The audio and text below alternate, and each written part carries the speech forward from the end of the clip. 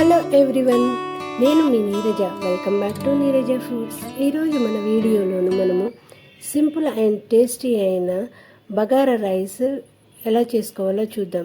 ఇది ఎప్పుడు చేసేలే కాకుండా కొంచెం డిఫరెంట్ వేలో ఎలా చేసుకోవాలో ఈజీ మెథడ్లో ఇక్కడ చూపించబోతున్నాను.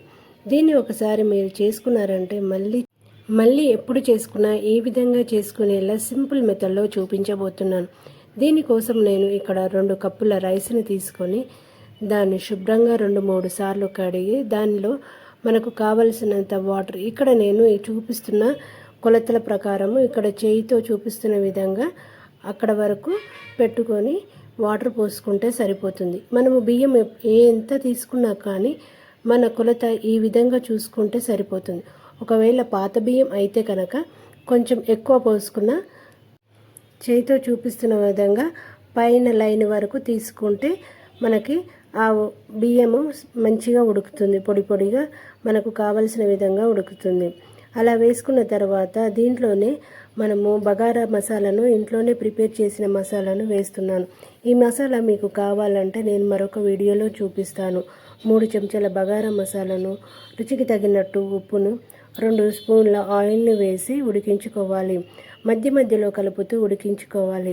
తర్వాత ఒక సగం కట్ట వరకు కొత్తిమీర, పుదీనాను, 5-6 పచ్చిమిరపకాయలను కూడా వేసి మళ్ళీ కలిపి మనము అన్నము ఉడికించుకొని అది మగ్గేంత వరకు ఉడికించుకొని స్టవ్ ఆఫ్ చేసుకుంటే ఎంతో టేస్టీ అయిన సింపుల్ బగారా రైస్ రెడీ.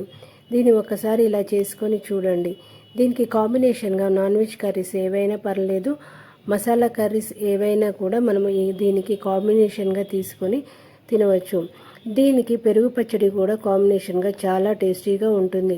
ఒక్కసారి ఇలా ట్రై చేసి చూడండి. ఎలా వచ్చిందో కామెంట్లో తెలపండి. ఈ విధంగా ఒకసారి చేసుకున్నారంటే మళ్ళీ ఈ విధంగానే చేసుకునేంత విధంగా ఈ రైస్ ఉంటుంది. పిల్లలు పెద్దలు అందరూ కూడా ఇష్టంగా తింటారు. ఈ రైస్ తోటే మరొక సింపుల్ చికెన్ బిర్యానీ ఎలా చేసుకోవాలో ఇక్కడ చూపించబోతున్నాను. దీంట్లో నుంచి మనము ఒక 2కి సరిపడా రైస్ని పక్కకు తీసుకొని ఒక గిన్నెలోకి తీసుకొని దాన్ని మొత్తము ఇట్లా పొడి పొడిగా మిక్స్ చేసుకోవాలి. ఉండలు లేకుండా ఇట్లా మిక్స్ చేసుకొని పక్కన పెట్టుకోవాలి. దీంట్లోనే ఒక నిమ్మకాయని పిండుకొని అది కూడా మొత్తం రైస్కి పట్టేలా కలిపి పక్కన పెట్టుకోవాలి.